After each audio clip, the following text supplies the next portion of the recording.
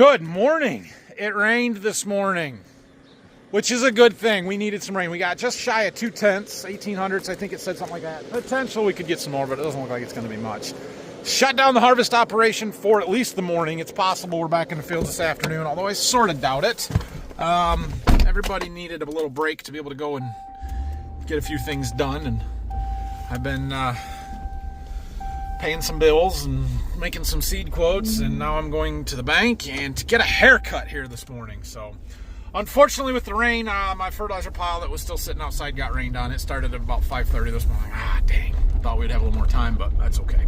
It should be fine, no big deal. We got a lot done yesterday. We'll see what else we can find to do here this afternoon, but like I said, some errands to run here this morning.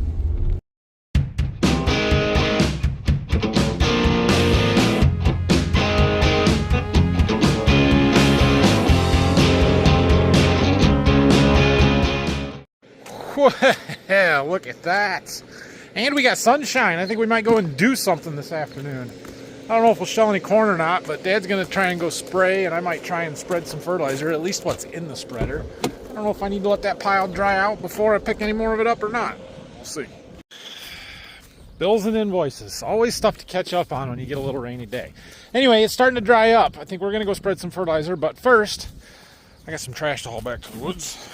Catch up on that stuff too. And when I was using this loader tractor yesterday, she was getting a little squeaky. I think the fertilizer may be getting into the joints a little bit, and so we're going to grease everything good. Make sure that we're taking care of it. Using it in the fertilizer is probably not the best for it, but you do what you got to do.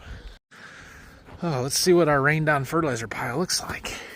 I mean, it's wet for that top half inch. Under that, it's dry. It'll be fine. No big deal. We'll get it cleaned up here. All right. So I was taking my stuff back to the burn pile over here. I noticed something, and I'm going to show you something that doesn't make us look good because, well, we're out here in a wheat field currently, but this was a bean field, right? This was the first bean field we harvested.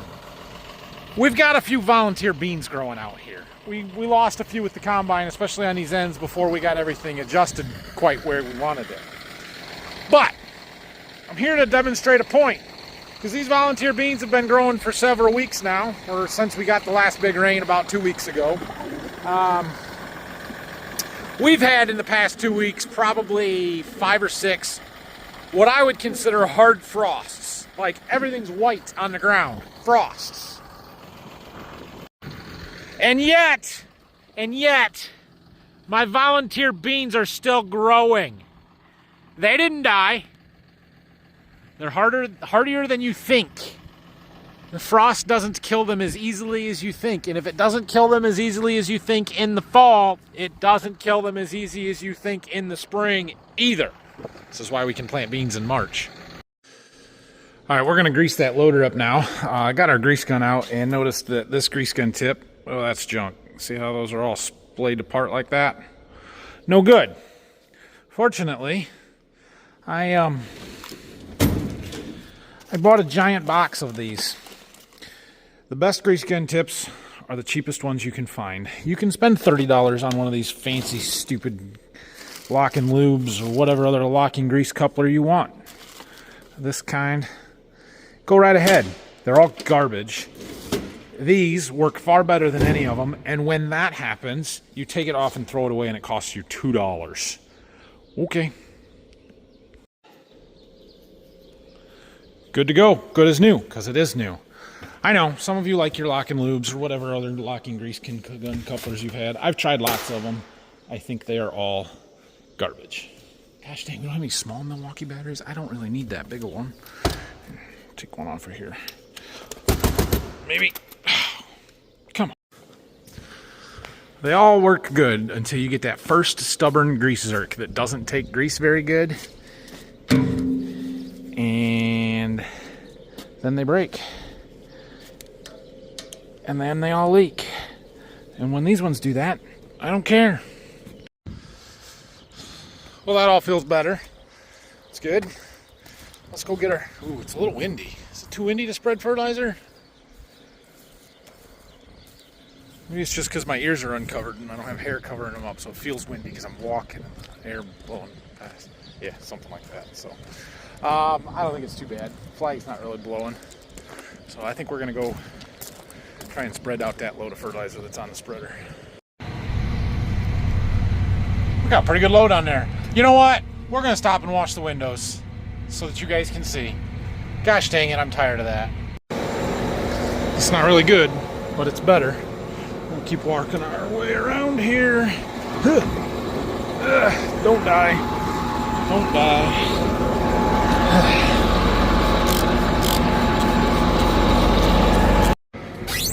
Oh, see how nice it is now that you can see? Yeah, okay. All right, let's go spread this. We're gonna go up to the irrigated field because that whole field needs some potash. Doesn't need a lot, but there's 175 acres up there. And we've got a full spreader load. We should be able to do it all on one load, I think. I don't know, I haven't done the math on the pounds that we need, pounds per acre, to see if it fits, but whatever, we're gonna have to go, so let's go do it. Well, I was a little concerned when we first pulled in this field, but I think we'll be all right. There was a spot in that corner of the woods over there that was a little wet, but it's a typical wet spot. However, we've been really dry, and I thought, well, maybe we had more rain here last night, but the corn stalk, all the residue up here should keep us out of the mud regardless, and we will be fine. But we might have had a little more than 2/10 up here. I don't know. Hard to say. Doesn't really matter. 173, 174 acres here. Very colorful map. Look at that. We got lots of zones up here, so got to spread the whole thing. I don't know if we're going to have enough or not. We'll perimeter it, and we'll start spreading, and if we run out, we run out. But at least we'll have a huge pile of potash spread out and get a big chunk done. That's good. Finally, we have made it all the way around this field, and here we go. Let's see, what did we get? 26.925, 27 acres. Perimetering the field, 27 acres. Just going around the outside one time. That's crazy. That's a lot. Got out just to check on stuff, make sure everything looks okay. All looks good there. Sometimes if there's any chunks or something, it'll block that gate up, and then you don't get as much product out, but all looks good. It's all dirty. She sure gets dirty, pulling fertilizer all over the place. But it's putting it on, doing what it's supposed to do. So it looks like inside the bin. Like it's supposed to. Alright. I still don't know if we're going to have enough to finish this field or not. We're about 100 acres in, so it's going to be close anyway. This is a big field. There's a lot of corn come off of this. So this is the irrigated field that was corn here. We are going to go corn on corn in this field, so we're trying to prep it for corn for next year. That's why we're putting this potash on up here, which we would have done some anyway, even if it was going to beans. But we're putting a little bit higher rates on because of the fact that it's going to corn next year. We also spread some MAP up here, not on the whole field, but on parts of it that needed it for the phosphorus for the corn for next year. We are going to bring the 2730, the ripper, up here and work these corn stalks, but Dad is doing a lot of fall spraying on corn stalks for winter annual control. I don't know if he's going to spray this for weeds or not, given that it's going back to corn next year. It's a little easier to control them in the spring than it is with stuff going to soybeans. So he might not put the 2,4-D in. However, one thing we are also doing is putting in a little bit of nitrogen with that fall spray on the corn stalks to try and help feed to the microbes in some of the stuff in the soil that breaks the stalks down. It'll help decompose them a little bit faster. Basically, we're playing with the carbon to nitrogen ratios out in the fields, and when your carbon gets super high, like we are with the residue here, and there's not enough nitrogen, there's the microbes are kind of limited in how much they can do because there's not enough nitrogen for them to feed on to be able to break down that carbon and the residue in the soil. And so by adding a little bit of nitrogen out here, and we're talking maybe 15 pounds, 10 to 15 pounds of nitrogen, not a huge amount, But by doing that, it helps to feed those microbes so that they can get to work and do a little bit better job of breaking these corn stalks down and getting rid of some of this residue, because that is the challenge with corn on corn, especially high yielding irrigated corn on corn, is you get so much residue out here from the previous corn crop that getting that to break down can sometimes be a challenge. And so we're going to try that. And there's a little bit of nitrogen in the map that we spread, but we didn't do the whole field, so that isn't really going to add enough to make a difference. I know there are some companies that make some biological products that you can spray on here, basically adding the biologicals or the biology that is responsible for breaking the stalks down. And that's fine. I'm sure that they work and have some, well, I'm not sure that they work actually. I'm sure that they have some efficacy, maybe. And I thought about trying those. That was kind of my initial thought, was we would buy some of that and at least do some strips out here at the sprayer and see what happens. But like all the other biological products that we use, I've kind of decided the better approach than adding a little bit of the biology to the soil is to feed the biology that's already here in mass quantities. And we can do that really cheaply with a little bit of nitrogen. It's 0.8 through the sprayer. So that's the approach that we're taking. I don't know if it'll work or not. We're going to try it and see what happens. Hopefully Dad gets up here and gets this one sprayed pretty soon. And then any days that we get where it's halfway warm, especially if we get a little rain, it's going to break these stalks down pretty quickly, and it should make a noticeable difference. We are, in fact, not going to finish this field. According to our rate controller, we're at 0. According to our scale, we are at 300 pounds. Now, that's pretty dang good to be off by 300 pounds, because it just went to 0 right as I finished that pass up.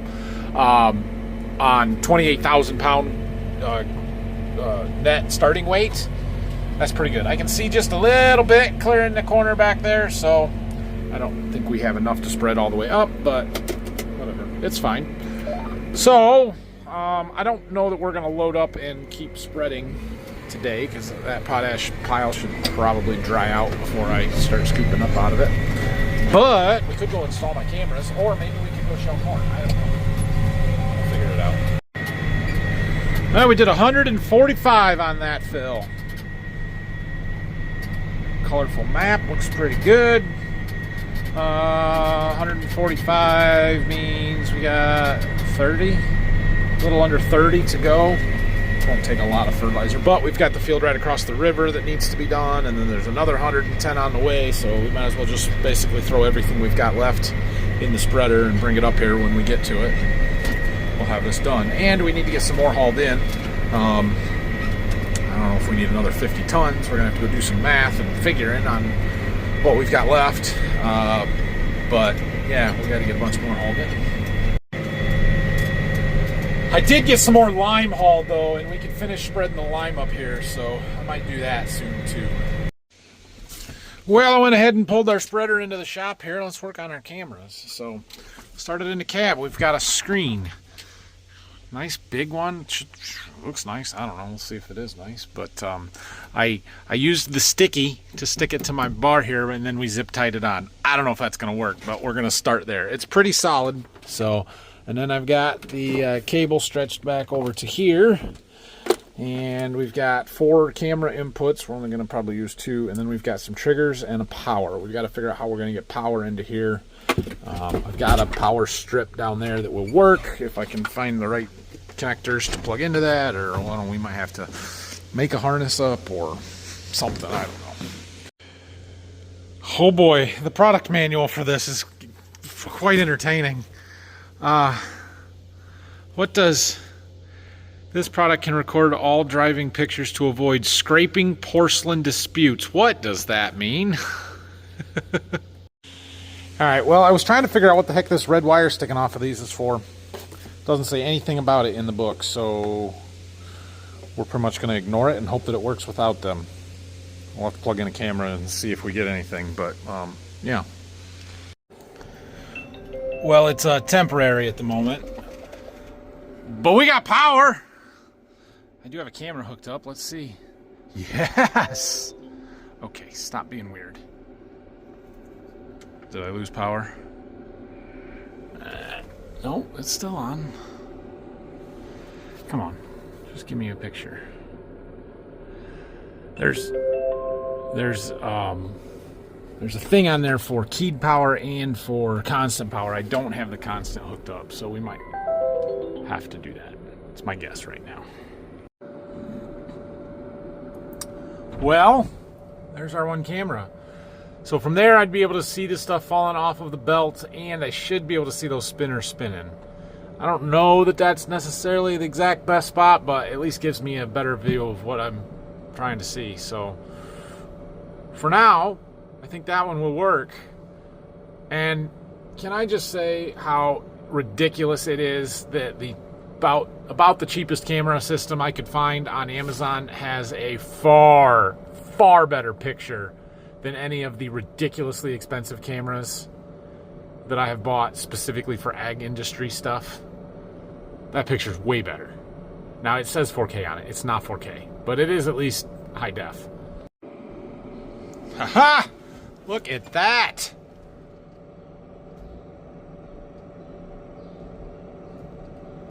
Nice! So I'll show you. You can't really see it from here, but I decided to mount it up high instead of underneath and looking down inside the bin there, because I think that'll be a little bit better. I think we need to tweak it down just a touch, but that's gonna work.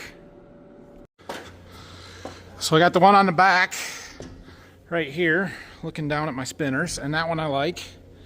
Actually could go. I got it tight, I'm gonna have to loosen it. And then the other one I just put right over the top here, that way my cords are all right together, and it just kind of looks down and shows me what's left. And I like it. There. Cool. All right, all we got left is some cable management. Tie our cables up out of the way somehow, and should be good to go. All right, well, that's going to work really good. And bonus, this particular monitor here has a mirror link thing where I can apparently hook my phone up to it, and maybe I can use it to watch football if I'm happen to be spreading during a football game. I don't know, maybe that'd be cool.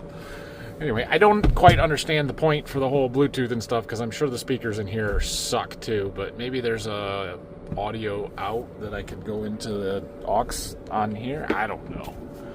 It's fine, whatever. We aren't using it for that anyway. We are using it for the cameras. For that. Sweet. All right, cable management. Yeah, we need lots of zip ties. Oh yeah, I didn't show this, but I got this fancy stretchy cable with connectors on it to go between the tractor and the spreader. You can disconnect on either end, but that'll make hook up and disconnect a lot easier, and it screws in so it'll hold it in place. Just a little neater and easier than running the cables all the way straight into the cab to hook up. So we'll try it. I've seen these before, thought about getting them for some of the other stuff like the planter or the grain cart, but never have. And well, since I was buying stuff, I thought, well, let's try it. I have no idea how many zip ties I just used, but it was a lot. So I got that top stuff cleaned up, and I had some little adhesive cable holders, and we got them to going across, and then coming down this bracket with the light cables, and then, let me go around my ladder. And we come down here, following the existing cables, and then this was kind of awkward as it was, but that's how they ran their cables, so I just piggybacked them, came up under there, and then we've got all our extra cable kind of stashed up there. We go down to the corner, make the turn, come up over the axles here, again following all the other cables, and these are for the scale, all the way through up to the front here, coming through there, and then here I have the connectors to this plug up to the tractor. Nice and neat. Now we need to clean up some zip tie tails, and good enough. Phil's been moving grain around and kind of situating stuff and unloading some from, I guess, the stuff in the field still, or the trucks were still loaded. So the bins are getting full. We got a couple rings left in each of these, that one back there and this one. Those are the corn bins, so everything else is pretty well full. We've got quite a pile of fines and bees wings here that needs to get cleaned up eventually, but that's what happens when you're drying corn out here. He must still have corn down to the field. He's getting unloaded. All right, well, that's good. That bin is also full of corn, but it is full, so it's done. Oh, what time is it? 5:30 on a Friday night. We're not gonna go shell. I got my spreader project done. Now what do I do? Do I go home? I could go home. Yeah, I think I'm gonna go home. Weird. It's not even 6 o'clock. I get to go home. All right, cool. Well, I'm sure we'll be back in the fields tomorrow shelling. Things will dry up enough. We'll keep at it here. What's tomorrow? Tomorrow's Saturday. Probably no Brock, just me and Dad and Phil. I don't know if I'll be in the grain cart, maybe the combine. Who knows? We'll see. I'm gonna go drive down by the field where they were working yesterday just to see what things look like, how far he made it. I think my lime is down there. Been waiting on some mag lime to come. And so, if nothing else, we got more spreading to do. We can finish that potash pile up tomorrow. And then I got 3 piles of lime to get spread, so we'll see. Anyway, thanks for watching this one. If this video is as short as I think it is, we're gonna go ahead and roll the corn plot footage in it. Maybe I already did. Maybe I put it at the beginning of the video. I don't know. We'll figure it out. Have a great night, everybody. Thanks for watching this one, and hit that like and subscribe button. Son, man, come on, son. We'll see you guys tomorrow. Huh. Well, crap. They're shelling. I didn't know they were working down here. I wouldn't have been screwing around with those cameras if I had known that. Well, now I feel terrible. All right, I guess we're not done for the day. Let's go to work. Well, now I feel terrible. He's pulling out passes because he can't make rounds, driving up here to empty in the grain cart. Phil's been emptying the cart into the trucks and all. Oh, man, I feel bad. I didn't know. All right, well, this one wasn't on the radar today either, but I jumped in with Dad, rode around while he was cleaning some stuff up there of his, what he couldn't do before. We're gonna run grain cart. We're gonna finish this field tonight. I don't know how many acres were left. I didn't even look, but it's dang good corn. Running 230 something, which I wasn't expecting here. So this 103-day corn coming out at 16%. We're running 230. We had a pretty good year so far, you know what? Pretty good year. So anyway, we're gonna get this cart emptied and run it. There's only, I don't know, 6-8 rounds left here, I would imagine. Good night for shelling some corn. We don't have much to go here yet. What does it say? 4.9 acres. We do have more corn over that way, including there's a little triangle field there that's only about 10 or 12 acres of actual corn there, so could be done tonight. I somehow doubt it though.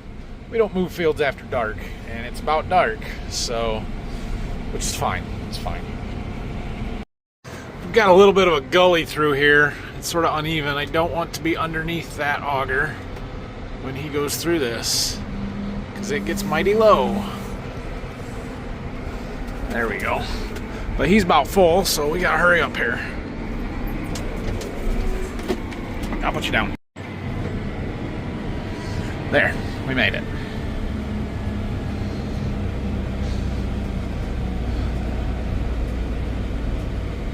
All right, looks like he's got maybe 1.5 rounds left here. All right, well, we got this one done. There's 65 acres here, so that was good to get done. Tomorrow we'll jump across the ditch and do that 15, and then across the river another over there. We've got 78, which I think is probably the wettest corn we have left. It's a 108 day, but it's a wet 108 day.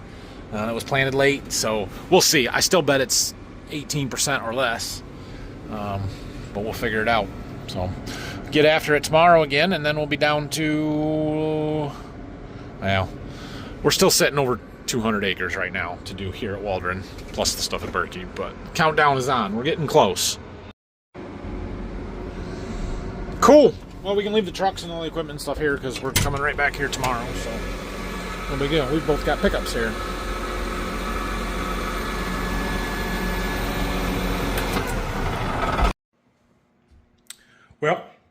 I guess now we're done.